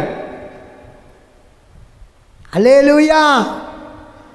நம்முடைய ஆண்டவர் நமக்கு எல்லாருக்கும் அவர் ராஜாவாக இருக்கிறார். நம்ம இந்தியா தேசத்தின் சிட்டிசன் பிரஜைகள், இந்தியா தேசத்து ஜனங்கள். அதுபோல் ஆவிக்குரிய ரீதியில் நாம் எல்லாரும் பரலோகத்தின் பிரஜைகள், பரலோகத்தின் ஜனங்கள், பரலோகத்தின் சிட்டிசன். மனம் திரும்பி முழுகி ஞானஸ்தானம் எடுத்த நம்ம பேர் எங்கே எழுதப்பட்டிருக்கு? ஆவிக்குரிய ரீதியில் பரலோகத்தில் எழுதப்பட்டிருக்கு. தேவ பிள்ளையே, நீங்களும் நானும் பரலோகத்தின் பிரஜைகள். நமக்கு நிலையான நகரம் இங்கே இல்லை, வரப்போகிறது தான் நாடி தேடணும். உலகத்துக்குரியது அதில் இதில்னு சோர்ந்து போகாது, எல்லாம் அவரிடத்தில் இருக்கு. சொல்லுங்க அல்லேலூயா. நம்ம எல்லாரும் யாரு? பரலோகத்தின் பிரஜைகள், பரலோகத்தின் சிட்டிசன். இங்க நம்ம அங்க இங்க பல குடும்பத்தை சேர்ந்திருந்தாலும் இயேசு தம்முடைய ஒரே இரத்தத்தினால நம்மளை விலை கொடுத்து வாங்கியிருக்கிறார். நம்ம எல்லாரும் பிதாவாகிய தேவனுடைய பிள்ளைகள். சொல்லுங்க, கொலேசியர் 1ஆம் அதிகாரம் 12வது வசனம்.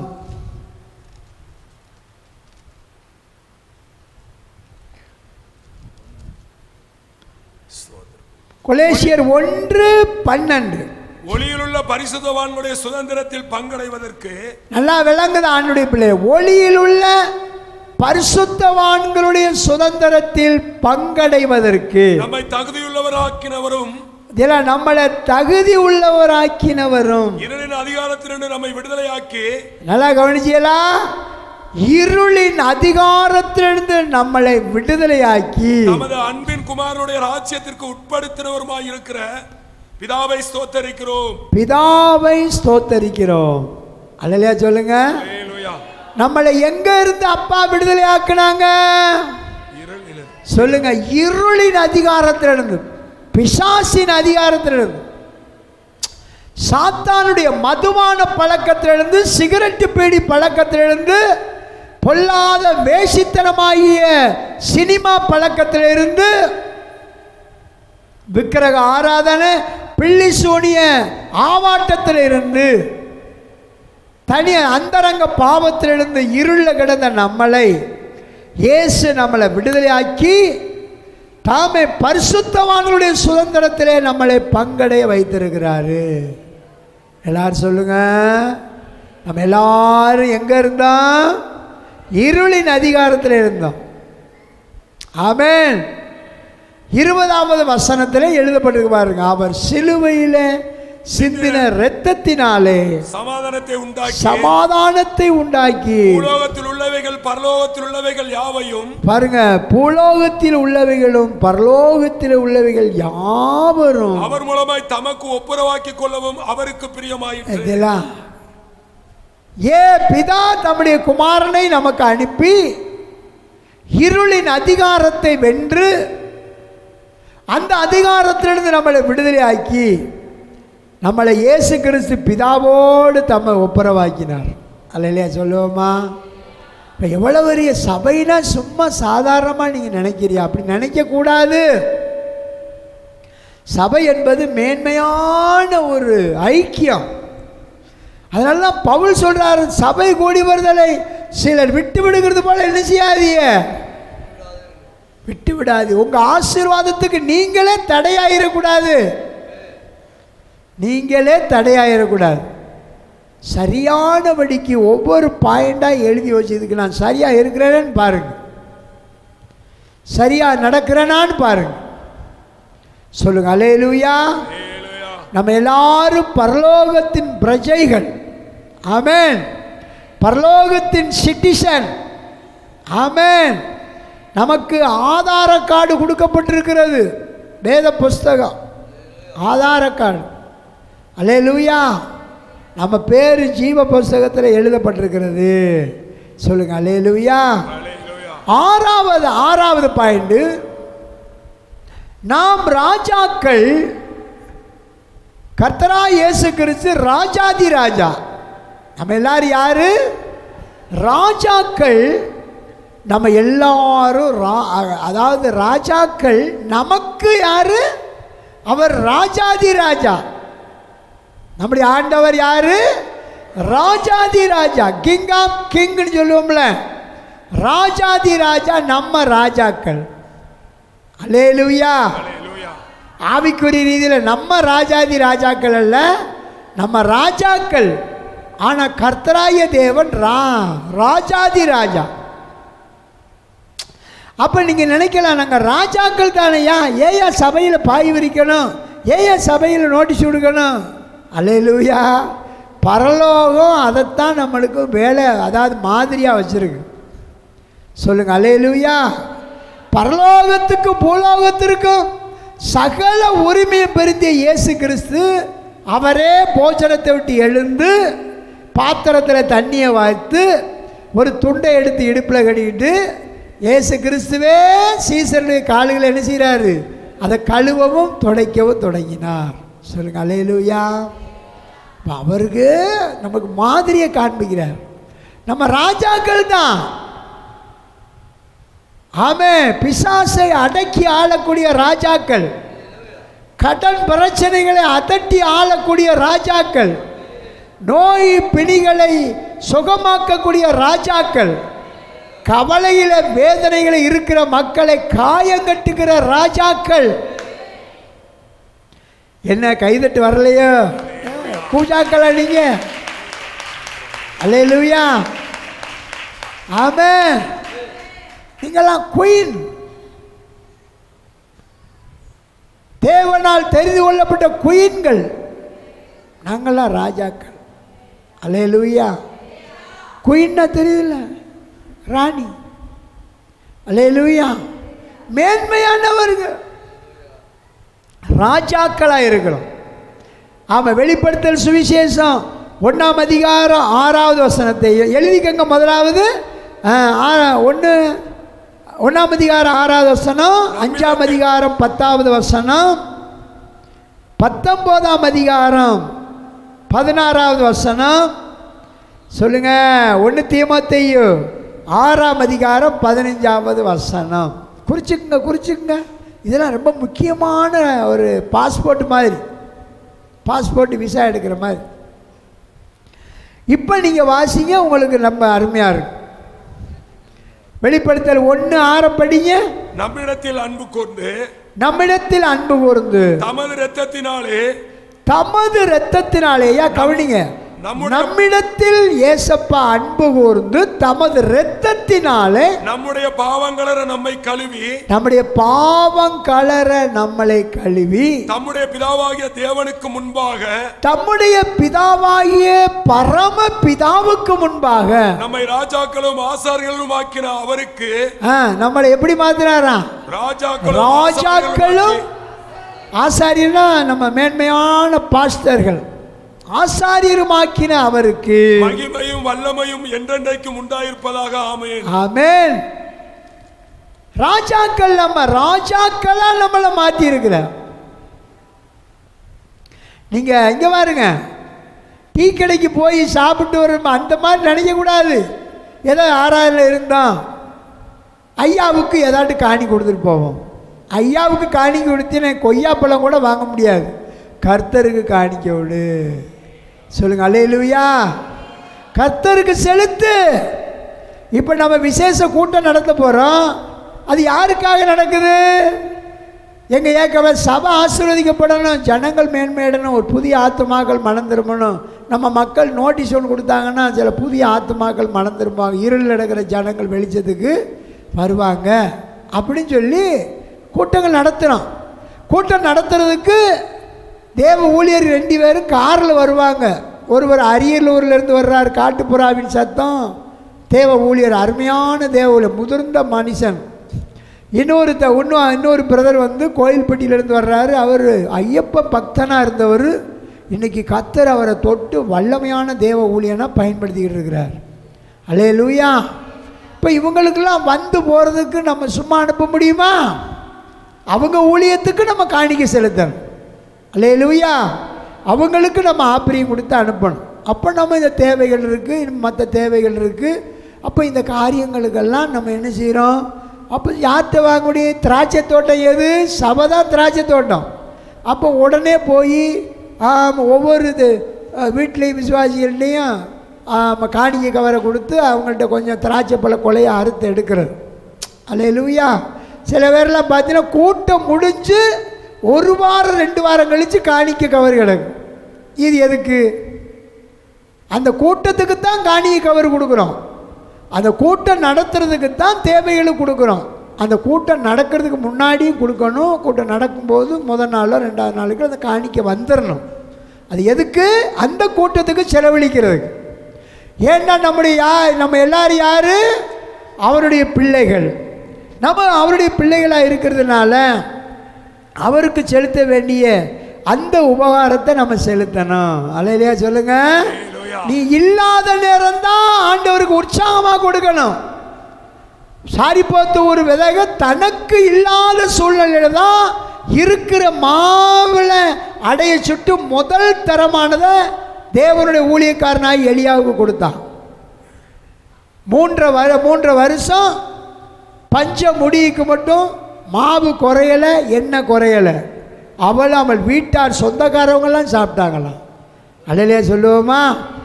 ஆமாம். நம்ம ராஜாக்கள், ஆவிக்குரிய ராஜாக்கள். ஆமாம். 5ஆம் அதிகாரம் 10வது வசனத்தை படிங்க.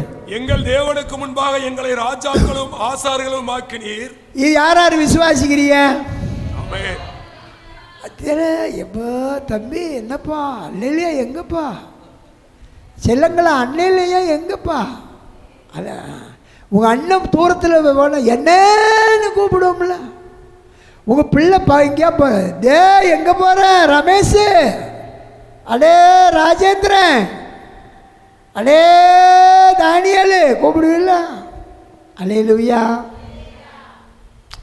ஆமென். சொல்லுங்க அல்லேலூயா. அல்லேலூயா. ஆமென். ஆண்டவருடைய பிள்ளைகள் கவனிங்க. நாங்கள் பூமியில அரசாள்வோம் என்று புதிய பாட்டை பாடினார்கள். பஞ்சப்பாட்டை விட்டுறோம். சொல்லுங்க சான்சனையா, பஞ்சப்பாட்டை விட்டுருங்க. சீலியக்கா ஜான்சனையாவுக்கு என்னன்னு தெரியல, ஆவியானவங்க பேரை சொல்றாரு. பஞ்சப்பாட்டை விட்டுருங்க. நல்ல புதிய பாட்டை பாடுங்க. புதிய பாட்டு. விவசாயி இங்கே பாருங்க, நிலத்தில் விதைச்சிட்டு கண்ணீரோடு விதைச்சிட்டு எதிர்பார்ப்போடு இருப்பான். மழை பெஞ்சிருச்சு, உழுது விட்டாச்சு, விதை போட்டாச்சு, இன்னும் ஒரு சில மாதத்தில் என்ன வரப்போகுது? அறுவடை வரப்போகுது. அப்போ மகிழ்ச்சியாக இருங்க. சொல்லுங்க, புதிய பாட்டை பாடுங்க.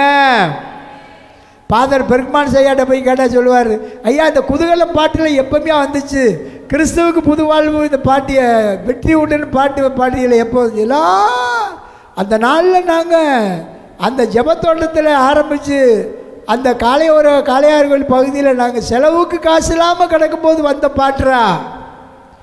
இப்போ நாங்கள் வேட்டு விட்றோம்டா. இன்னைக்கு ஆண்டவரை துதிக்கிறோம்.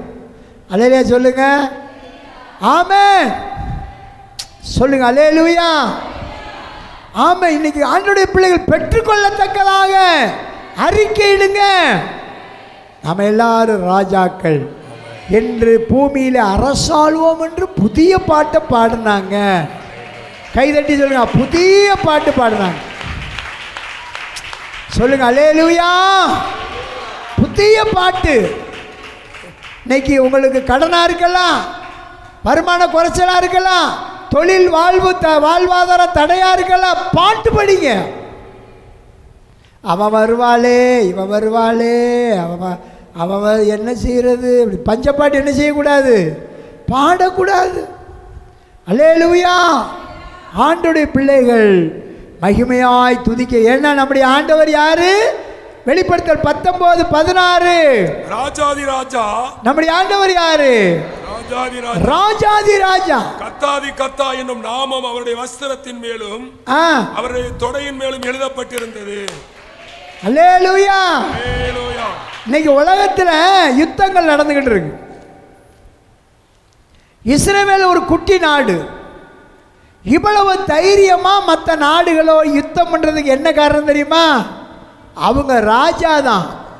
அவங்களுக்கு மேலே ஒரு சில வல்லரசு நாடு அமெரிக்கா தேசத்தினுடைய தலைமையில் இருக்குது. அவங்க ராஜாதி ராஜாவை போல இருந்து என்ன செய்கிறாங்க? இந்த தேசத்தை பாதுகாக்கிறாங்க.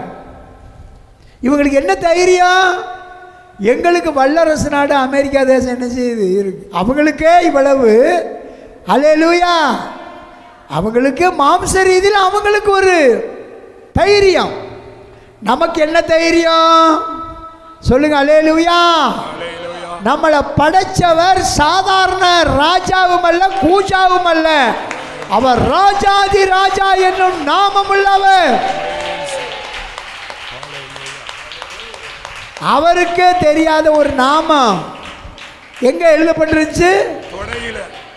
தொடையில. தொடை எதை காட்டுது? தொடை எதை காட்டுது? தொடைனா என்ன? அல்லேலூயா. கபடி விளையாட போய் பார்த்துருக்கீங்களா? அப்படி தொடையில் அடிச்சு விட்டு போவாங்க. பார்த்துருக்கீங்களா? தொடை என்பது எதை காட்டுகிறது? பெலனை காட்டுது. அல்லேலூயா. அவர் உடல் அந்த ஆணழகம் போட்டியில் பார்த்தீங்கன்னா அவர் வருவார், முதல்ல அப்படி தொடையை காட்டுவார். தொடையில் உள்ள சதையை அப்படி ஏற்றி காட்டுவார். தொடை. அதுக்கு பிறகு கையை தூக்குவார். அப்படி சொல்லுவார். தொடை என்பது பெலனை காட்டுகிறது. இன்னும் என் கிட்டத்தில் வந்தீங்கன்னா ஒரே நசுக்கான என்ன செய்வேன்? நசுக்கி போடுவேன். அதான் தொடை. அந்த வசனத்தை திரும்ப படிங்க, உங்களுக்கு நல்லா இருக்கும். 16 ராஜாதி ராஜா. எல்லாரும் சேர்த்து படிக்கலாம். ராஜாதி ராஜா. கர்த்தாதி கர்த்தா. கர்த்தாதி கர்த்தர் என்னும் நாமம் அவருடைய வஸ்திரத்தின் மேலும் அவருடைய தொடையின் மேலும் எழுதப்பட்டிருந்தது. அல்லேலூயா. ஆமென். அப்ப ஆண்டவருடைய தொடை எப்படிப்பட்டது? ஆமென். அவ்வளவு மகிமை உள்ள தேவன் நம்முடைய. சாதாரணமானவர் அல்ல. 1 தீமோத்தேயு 6:15 வசனத்தை நம்ம வாசிப்போம். அந்த பிரசன்னமாகுதலை தேவன் தம்முடைய காலங்களில் வெளிப்படுத்துவார். அவரே நித்தியானந்தமும் உள்ள ஏக சக்கராதிபதியும். பாருங்க, நம்முடைய ஆண்டவர் ராஜாதி ராஜா, நித்தியானந்தம் உள்ள ஏக சக்கராதிபதியும், ராஜாதி ராஜாவும் கர்த்தாதி கர்த்தருமா இருக்கு. அன்னைக்கு ஒரு நாள் நம்ம கடந்த வாரம் பார்த்த கர்த்தர்னா என்னன்னு பார்த்தோம். நம்மளை ஆளுகை செய்கிறவர், நம்மளை சுமக்கிறவர், நம்மளை கருத்தாய் விசாரிக்கிறவர். இந்த வசனங்களை வைங்க. ஆண்டவரே, நீங்க ராஜாதி ராஜா, நாங்க உங்க இரத்தத்தால் மீட்கப்பட்ட ராஜாக்கள், ராஜாத்திகள். நாங்க கடன்படலாமா? நாங்க கவலைப்படலாமா? கவலைப்படக்கூடாது. வேதம் சொல்லுகிறது, நான் சொல்லல. அவர் அதர்சனமான ஏகாதி நித்தியானந்தம் உள்ளவர். நித்தியானந்தம்னால் நித்திய சந்தோஷத்தை உடையவர். சொல்லுங்க அல்லேலூயா, சொல்லுங்க அல்லேலூயா. நம்முடைய ஆண்டவர் மகிமையான தேவன். 7வது பாயிண்ட் பார்ப்போமா? நாம் ஆசாரியர்கள், அவர் பிரதான ஆசாரியர். நாம ஆசாரியர்கள், நம்ம எல்லாரும் பாஸ்டர்கள். அவர் பிரதான பெரிய போப்பாண்டவர், ஆவிக்குரிய போப்பாண்டவர், பிரதான ஆசாரியர், பெரிய தலைமை ஆசாரியர் அவர். நம்ம எல்லாரும் யார் தெரியுமா? 7வது ஆசாரியர்கள். ஜனங்களுக்காக முழங்கால் போட்டு ஜெபிக்கிறவங்க இயேசுவின் நாமத்தினால. பிரதான ஆசாரியனாய் இயேசு நமக்காக, நம்ம வேண்டுதலுக்காக, நம்முடைய குடும்பங்களுக்காக அவர் பிதாவினிடத்திலே பரிந்து பேசுவார். சொல்லுங்க, அவர் பிரதான ஆசாரியர். 1 பேதுரு 2ஆம் அதிகாரம் 9வது வசனம். ஒரு 8 பாயிண்ட் பார்த்துட்டு நாம ஜெபம் பண்ண. ரொம்ப முக்கியமானது. 1 பேதுரு 2ஆம் அதிகாரம் 9வது வசனம். நீங்களோ உங்களை அந்தகாரத்திலிருந்து தம்முடைய ஆச்சரியமான ஒளியின் இடத்திற்கு. நீங்களோ, எவ்வளவு அழகா சொல்றாரு பாருங்க பேதுரு. நீங்களோ உங்களை அந்தகாரத்திலிருந்து தம்முடைய ஆச்சரியமான ஒளியினிடத்திற்கு வரவழைத்தவருடைய புண்ணியங்களை பாருங்க, வரவழைத்தவருடைய புண்ணியங்களை அறிவிக்கும். நம்ம எல்லாரும் தெரியுமா, ஊழியக்காரன் பார்த்தோமா, அவருடைய புண்ணியங்களை அறிவிக்கணும்யா. தெரிந்து கொள்ளப்பட்ட ஜாதியாயும் பாருங்க, தெரிந்து கொள்ளப்பட்ட சந்ததியாயும் ராஜரீகமான ஆசாரிய கூட்டமாயும். பாருங்க, நம்ம எல்லாரும் யாரு? தெரிந்து கொள்ளப்பட்ட சந்ததியாயும் ராஜரீகமான ஆசாரிய கூட்டமாயும் பரிசுத்த ஜாதியாயும் அவருக்கு சொந்தமான ஜனமாயும் இருக்கிறீர்கள். அல்லேலூயா. கரங்களை தட்டி சொல்லுவோம் அல்லேலூயா. இந்த சத்தியம் வேதம் சொல்லுகிறது. இந்த சத்தியத்துக்கு மாறா எதுவும் மேன்மைப்பட முடியாது. நீங்களோ உங்களை அந்தகாரத்திலிருந்து தம்முடைய ஆச்சரியமான ஒளியினிடத்திற்கு வரவழைத்தவருடைய புண்ணியங்களை நாம் அறிவிக்கும்படி நாம் தெரிந்து கொள்ளப்பட்ட சந்ததியாயும் ராஜரீகமான ஆசாரிய கூட்டமாக இருக்கு. என்ன கூட்டம்? ராஜரீகம், ஆளுகை செய்கிற ராஜரீக கூட்டமாக. நீங்கள் ஒவ்வொரு குடும்பமாக நீங்கள் கொஞ்சம் பேர் தங்கச்சி மடத்தில் இருக்கலாம், கொஞ்சம் பேர் அக்கா மடத்தில் இருக்கலாம், கொஞ்சம் பேர் பாம்பலில் இருக்கலாம், மீதி பேர் நம்ம அன்னை தெரசால் நகரில் இருக்கலாம், சேதுபதி நகரில் இருக்கலாம். எல்லாரும் அங்கே ஒவ்வொரு பகுதியிலையும் நீங்கள் ஆளுகை செய்யணும்.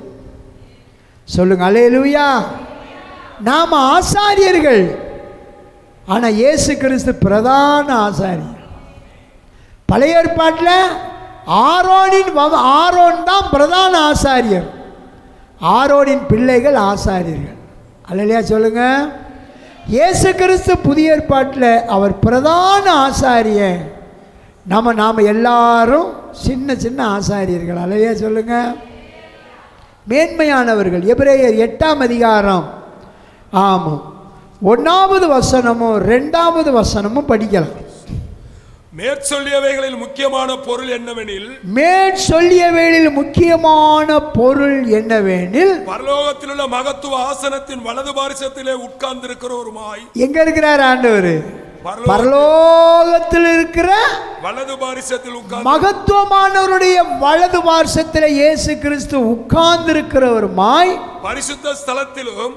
பரிசுத்த ஸ்தலத்திலும் மனுஷரால் அல்ல கர்த்தரால் ஸ்தாபிக்கப்பட்ட, கவனிங்க, மனுஷரால் அல்ல கர்த்தரால் ஸ்தாபிக்கப்பட்ட மெய்யான கூடாரத்திலும் ஆசாரிய ஊழியம் செய்கிறவருமாய் இருக்கிற பிரதான ஆசாரியர் நமக்கு உண்டு. ஆமென். பிரதான ஆசாரியன், பிரதான ஆசாரியன், நமக்காக பரிந்து பேசுகிற ஆசாரியன், நமக்காக திறப்பில் நிற்கிற ஆசாரியன். அவர் சாதாரணமானவர் அல்ல. எபிரேயர் 3ஆம் அதிகாரம் ரொம்ப தெளிவாக எழுதப்பட்டிருக்கு. 1வது வசனம்.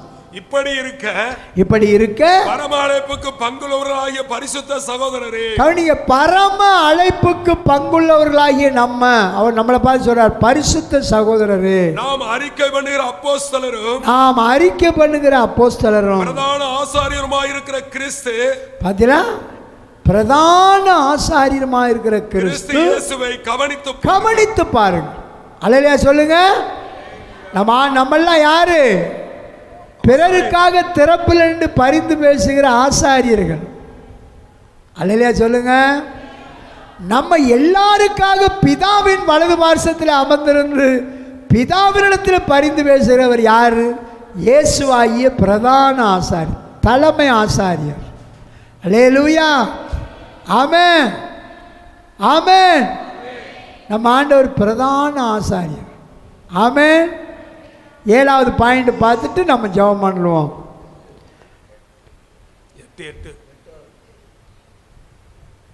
8வது பாயிண்ட், நாம் எல்லாரும் தேவனுடைய பண்ணை, தேவனுடைய தோட்டம். நம்ம எல்லாரும் யாரு? தேவனுடைய பண்ணை, தேவனுடைய தோட்டம். சபை என்பது என்ன? தேவனுடைய பண்ணை, தேவனுடைய தோட்டம். இங்க பாருங்க, நான் அவளை பிடிக்காது, இவனை பிடிக்காது, அந்த விசுவாசி சரியில்லை, இந்த விசுவாசி சரியில்லை, அப்படிலாம் சொல்லாதீங்க. நம்ம எல்லாரும் தேவனுடைய பண்ணையும் அவருடைய தோட்டமா இருக்கு. அல்லேலூயா. இன்னும் வர்க்க புத்தி நமக்கு வரவே கூடாது. வர்க்க புத்தி, அந்த வர்க்கம் இந்த வர்க்கம். இன்னும் சில விசுவாசிலாம் போய் என்ன செய்கிறாங்க? வரிசையில் நிற்கிறாங்க. நம்ம விசுவாசியில் பார்த்த மாதிரி தெரில, நைஸாக காசை கொடுத்துட்டு விளையிடுறாங்க. ஆனால் வரிசையில் நிற்கிற சில பேரை பார்க்குறேன். அது வரிசை. அவன் சொல்கிறான், எங்கள் அண்ணனை கச்சை ஓட்டு தான் நீங்கள் எடுக்கணும். அட பாவி, துரோகின்னு சொன்ன மாதிரி இருக்கு. அல்லேலூயா. ஆமென். ஆண்டவருடைய பிள்ளைகள், தேவனுடைய பண்ணை. நம்ம திராட்சை தோட்டத்தில் பற்பல விதையை என்ன செய்யக்கூடாது? விதைக்கக்கூடாது. நம்ம எல்லாம் தேவனால் தெரிந்து கொள்ளப்பட்ட வேறு பிரிக்கப்பட்டவங்க. அவன் உங்களை கனப்படுத்தல என்ன? அல்லேலூயா. நீங்களும் நானும், ஆமாம், தேவ சமூகத்தில் நித்திரை பண்ணும் போது கச்சையாக வாங்கிட்டு இருக்க போகிறோம்? சொல்லுங்க. அப்படி உங்கள் வீட்டுக்காரவங்க தான் வாங்குவாங்களா? அப்படி கள்ள விசுவாசி தேவையா நமக்கு? பயப்படாதீங்க. அல்லேலூயா சொல்லுங்க. தைரியமாக நில்லுங்க. கர்த்தர் நம்மளோட இருக்கிறார். சொல்லுங்க அல்லேலூயா. நாம் தேவனுடைய பண்ணையும் தேவனுடைய வீட்டாருமா இருக்கு. 1 கொரிந்தியர் 3ஆம் அதிகாரம், ஆமாம், 9வது வசனம். நாங்களோ தேவனுக்கு உடன் வேலையாட்களாய் இருக்கிறோம். கவனிங்க, பவுல் சொல்றாரு, நாங்களோ தேவனுக்கு உடன் வேலையாட்களாய் இருக்கிறோம். நீங்கள் தேவனுடைய பண்ணையும், தேவனுடைய பண்ணையும் தேவனுடைய மாளிகையுமாய் இருக்கிறீர்கள். அல்லேலூயா. எவ்வளவு ஆசீர்வாதம். நம்ம எல்லாரும் தேவனுடைய பண்ணைனா தெரியுதுல, பெரிய ஒரு பழ தோட்டக்காரர், பெரிய வயல்வெளி பண்ணையார்னு சொல்லுவாங்கள்ல, அந்த கிராமத்துக்கு அவர் தான் பண்ணையார். எல்லா வயல் நிலங்களில் வர்ற மூட்டையில் வர்ற நெல் கோதுமையெல்லாம் அவர் தான் வாங்கி விநியோகம் பண்ணுவார். அவர் தான் ஊர் பண்ணையார். அல்லேலூயா. அப்போ சாப்பாத்தின் குமாரனாகிய எலிசான்னு சொல்லுவார். சாப்பாத் என்றால் பண்ணையார். ஆமாம். யோசேப்பை பார்த்து பார்வோன் பண்ண என்ன பேர் வைக்கிறான்? சாப்னேத் பண்ணேக்கா.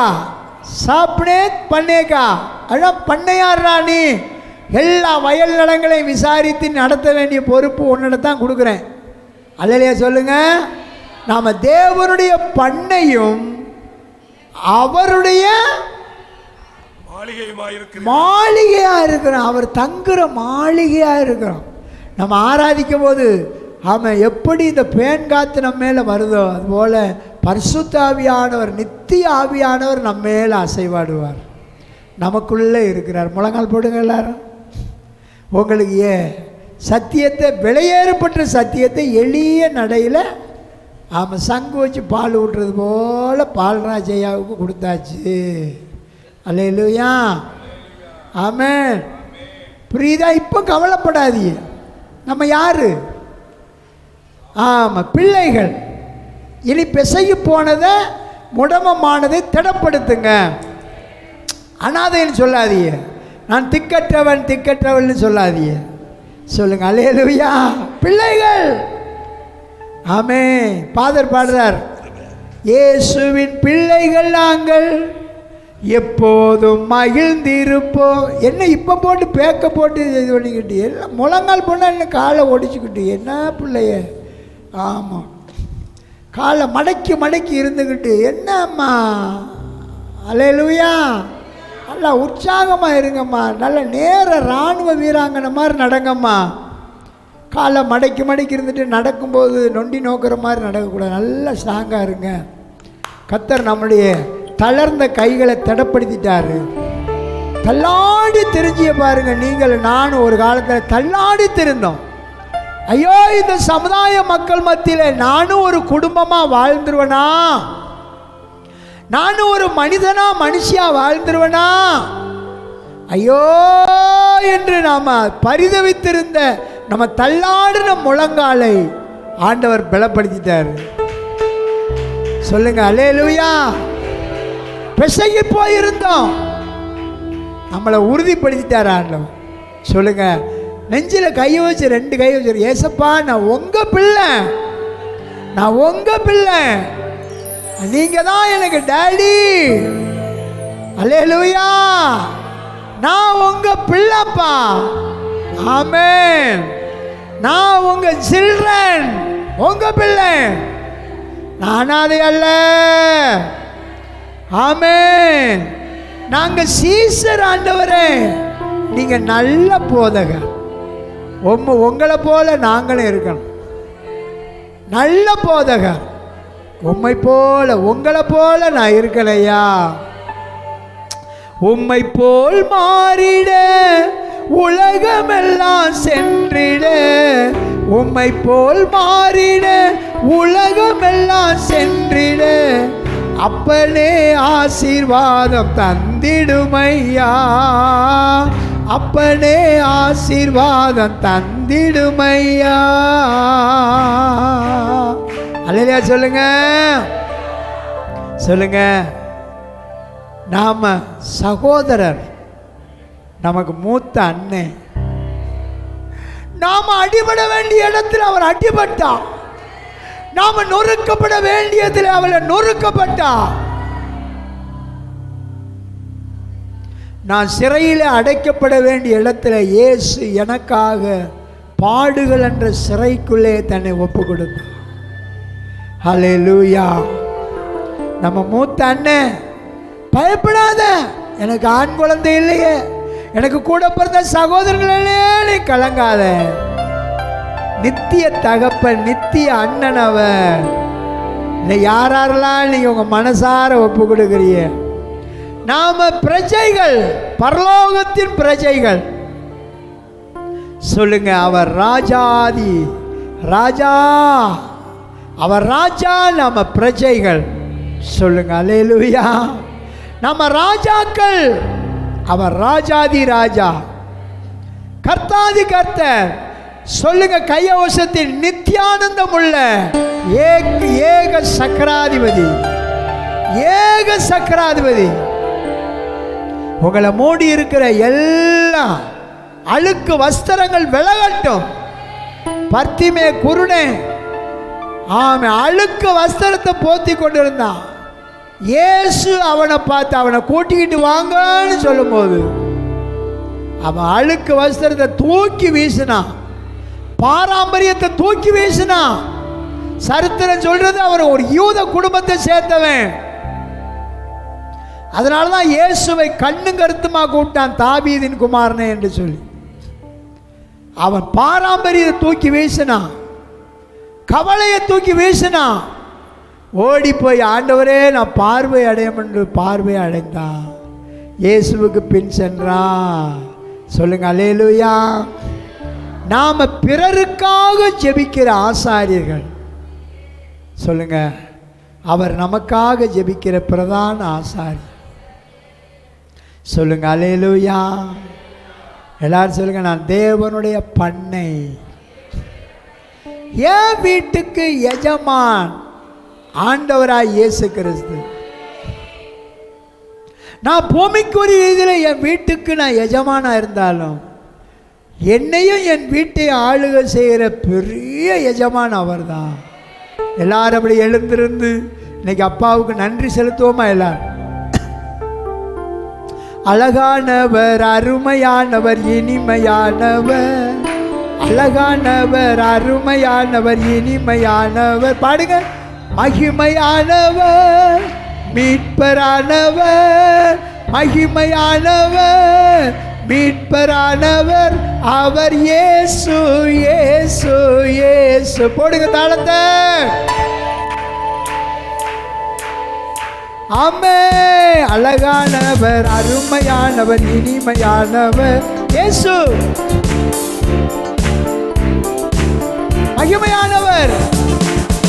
ஓ ரிவாலா பரபலபா ரிவக்கர பரபலபா.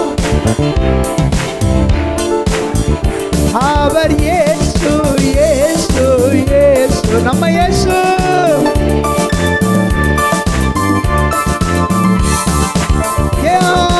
சேனைகளின் கர்த்தர் நாம், மகிமையின் ராஜா என்றும் நம்மோடு இருக்கும் இம்மானுவேலே.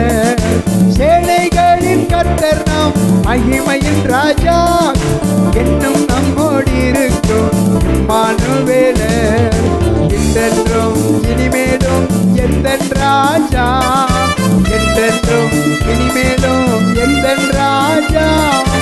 என்னுடையவர் என் நேச கர்த்தரே, என்னுடையவர். ஆமே. அழகானவர், அருமையானவர், இனிமையானவர். கைய வசதி. ஆமே. மகிமையானவர், மீட்பரானவர். கைய வசதி. அவர் இயேசு, இயேசு, இயேசு. நம்ம இயேசு. பயப்படாதே. கண்மலையும் கோட்டையும் துணையுமானவர், ஆற்றி தேற்றி காத்திடும் தாயுமானவர். கண்மலையும் கோட்டையும் துணையுமானவர், ஆற்றி தேற்றி காத்திடும் தாயுமானவர். என்றென்றும் இனிமேலும் எந்த ராஜா, என்றென்றும் என்னுடையவர், என் ஆத்மநேசரே, என்னுடையவர். ஆமே. அழகானவர், அருமையானவர், இனிமையானவர். சொல்லுங்க. ஆமே. மகிமையானவர், மீட்பரானவர் அவர் இயேசு, இயேசு, இயேசு. கைய வசதி. அழகானவர், அருமையானவர், இனிமையானவர் இயேசு. மகிமையானவர். ஓ மகிமையானவர் அவர் இயேசு, இயேசு, இயேசு. ஆமென். தேவ மகிமைக்கு இடம் கொடு. கல்வாரி மேட்டிலே, கொல்கதாவிலே நேசர் ரத்தம் சிந்தியே என்னை மீட்டார். கல்வாரி மேட்டிலே, கொல்கதாவிலே நேசர் ரத்தம் சிந்தியே என்னை மீட்டார். சொல்லுங்க. பாசத்தின் எல்லைதான் இயேசு ராஜா, பாசத்தின் எல்லைதான் என்னுடையவர்,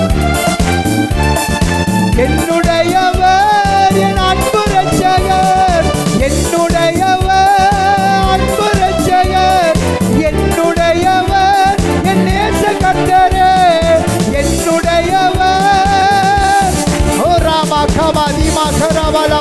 ரபா ரபா ரபா துரபா ரபா ரபா. நீ தேவனுடைய பிள்ளை. நீ ஆமே, நீ சீசன். ரகதல ஹந்த ரபா திமா திமா.